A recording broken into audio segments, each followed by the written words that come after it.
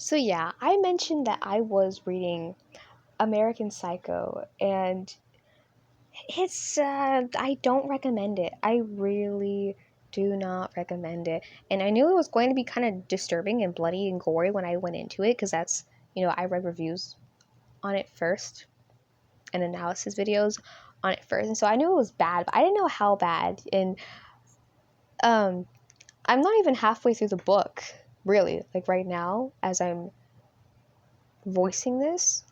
But it's just so bad that it's affecting my mental state. And I will say it's very well written. It's a very cleverly written book because it's from Patrick Bateman's perspective. I feel like Bret Easton Ellis did good on that. Like you can tell that Patrick Bateman is absolutely deranged. He is a sick person. He's a materialist. He's a hedonist. He's a materialist. He's every kind of ist. He's racist. Um, and for like all 400 pages, you're like in his mind, in his perspective, and he's very ill. He's very sick. He's very paranoid, nervous, anxious, and I think like the first awful thing that he did, which I forget, but obviously it was bad. Like he unalives a homeless guy, I think, and that was kind of like, I had to stop reading it for a little bit after that because, you know, this is a satirical comedy. Like, it's kind of funny, kind of fun. Like, I say kind of funny because I did laugh a lot, but when it gets really bad and graphic, it's really bad. Um, And so for that reason, I really don't recommend it. I wouldn't recommend it to anyone. And oh my goodness, I need electroshock therapy after this, so that way I can forget that I read it because it's so bad. Like again, it's well written. It's a good book. Bret is a good author, but just okay. What else can I say about Patrick Bateman? That I haven't already said. Yeah, he's insecure. He's vain. He's vain because he needs to be perceived well by people. And maybe that's why he's so sick. Like, because in the universe that they live in, which is kind of like the real world, I suppose, he doesn't really exist as an individual. People keep forgetting his name. And it doesn't matter. Like, it doesn't matter who he is. He doesn't matter as an individual. And I feel like that would mess someone up, like you as an individual not mattering to anyone. It doesn't matter who you are. It doesn't matter what you're like. You know what I mean? Like it's about conformity. This whole thing is about conformity and getting one up on the next person. On getting being better than the people around you. And it's like this sick, weird game. And no, I don't think any of them really like each other because Patrick's friends, I'm gonna use the quotes, putting air quotes, because they're not really his friends because he just hangs around them because like he just does. Like I don't even know why. Like he hates them. He doesn't like his job either. Like that's what Evelyn I think says, that Patrick hates his job, but he does it so that he fits in. And he's more unstable in the book, and less things make sense. And I think some things just didn't happen because like they're so outrageous. Sometimes he'll say things and people just won't hear him. Like sometimes he'll try to say things to people's faces and they just won't hear him. Like the mergers and acquisition clip. That clip is kind of famous, I think. Where he says, I like can I even say that? No. And he likes mergers and acquisitions, as I think Courtney or Evelyn hears him say. He'll just say things and people will just not hear what he says and think that he says something else. Like, just the way that he interacts with the world is so weird. The way he interacts with other people is so weird, and his thoughts are so bizarre. Like, he's just one of the most deranged. What was the other word I used? What was the other word I used? Degenerate, right? His mind is degenerate.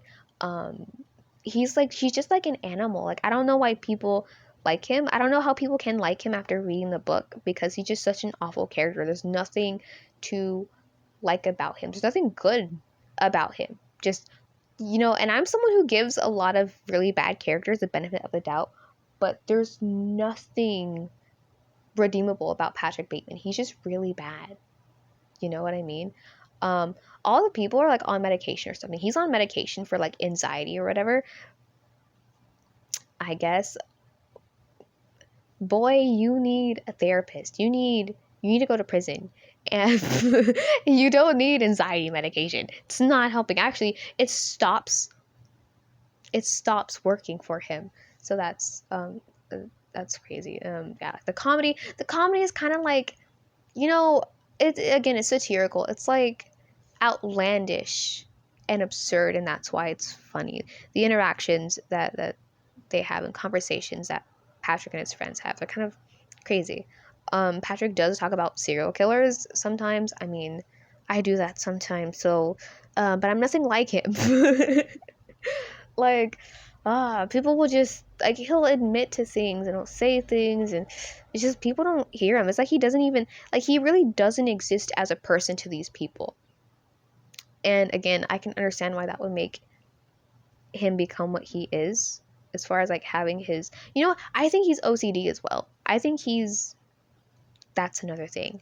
But yeah, I can understand why he is the way that he is, because it's like he doesn't even exist as a person, and no one cares that he does really bad things. Like, when people do say, "Oh, haha, Patrick, you're awful," it's like it's a joke. Everything he does is a joke. The crimes he commits, it's like a joke. It's like he did that. Or sometimes you don't even know if he did it because it's just out in the open. But then again, like, maybe that's also just the irony of it, where it's like, yeah, he just did these things and nobody cares about these people. And that reminds me of like Rich Ramirez, because I remember him saying in an interview that he was homeless and that no one cared about him or something. Like, where were they going with that? Oh, right. Like, when nobody cares about you at all, like, when no one cares about you at all, you gain that perspective. Like, you are what you're surrounded by. And if you don't get love and attention, which is like, that's a human necessity. Um, you know, if you don't have that, of course you become this really bad person. So, yeah, no wonder why Patrick Bateman is who he is, because he's surrounded by these awful people, and no one does anything. No one even cares. Like, it's just like everything around him is so everything around him is so normalized. The way he treats women, the way he treats minorities, the way he treats black people, the way he treats homeless people. He's just so disregarding of everyone that isn't him, that he and everyone that he doesn't want to use. He's just awful too, and he's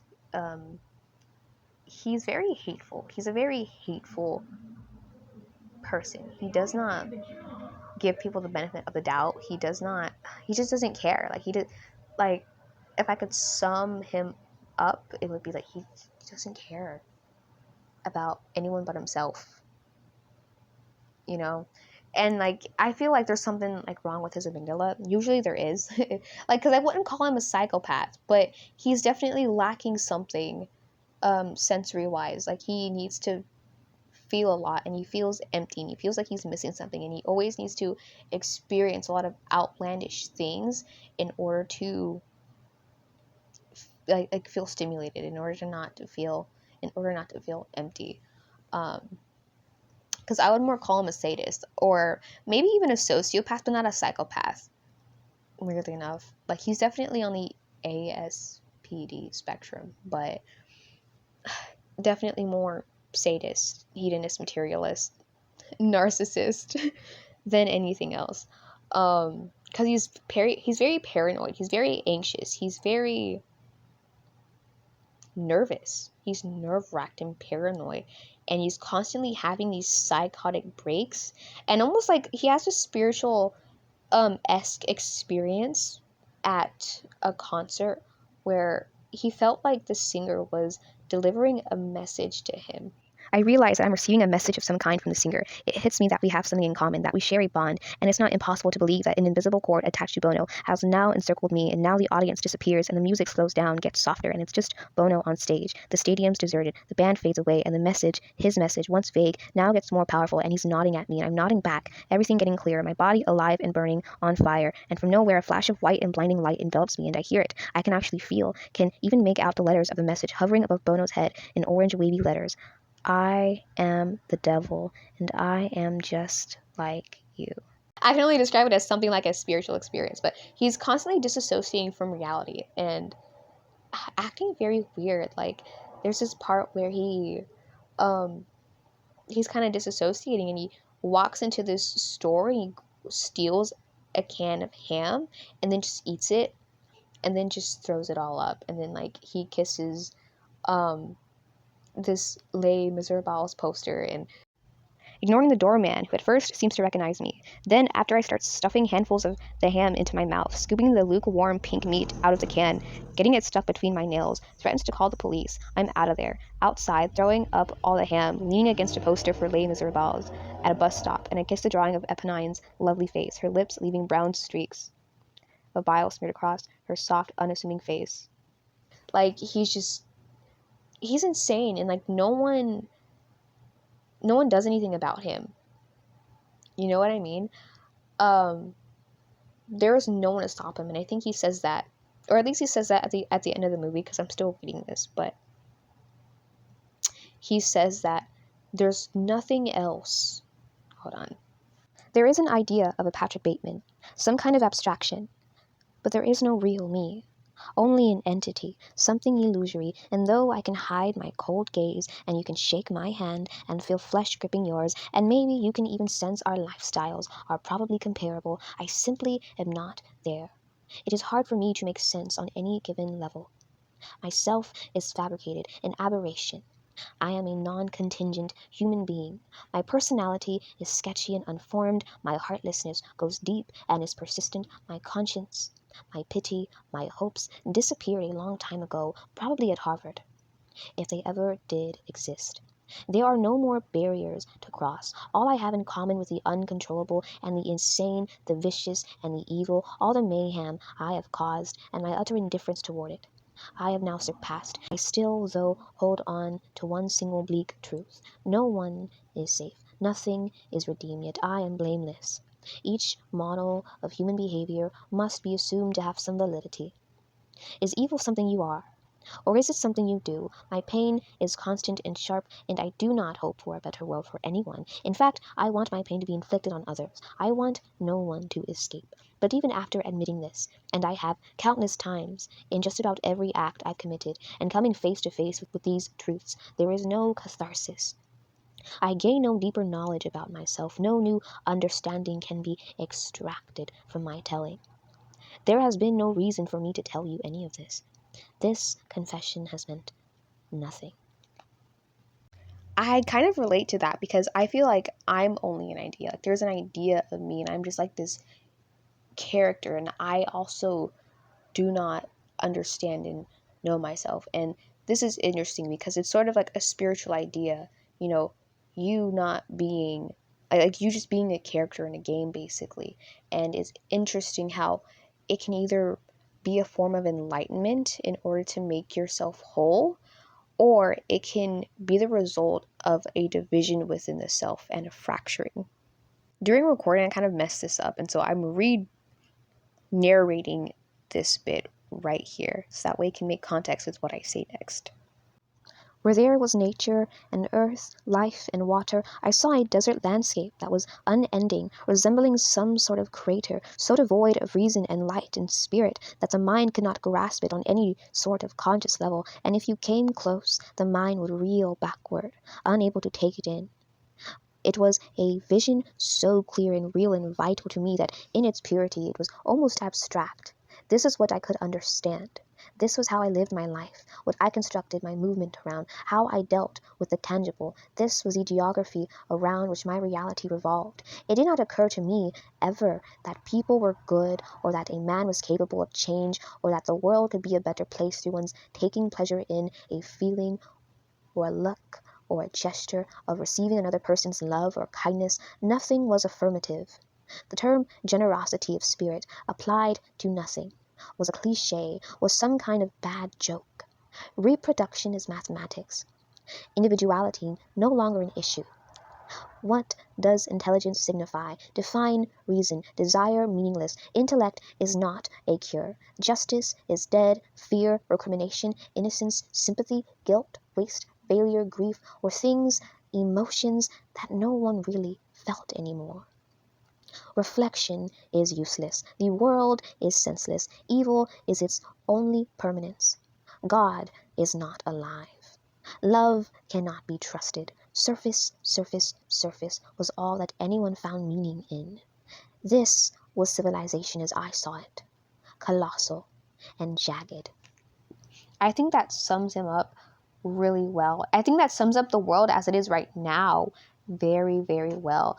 And the reason why American Psycho is such a disturbing book is because it's not just fiction, because, you know, it's unsettling, because it's disturbing, because there are people like Patrick that exist in the world. Patrick and his friends and everyone else and blah, blah, blah, that exist in the world. It's not even just a satirical, comedic, fictional thing. It's like, this is how our world really is, if you really think about it. And that kind of shakes me to my core a bit, because like, yeah, like, it's like seeing the world for what it really is. Like, that's how our society works.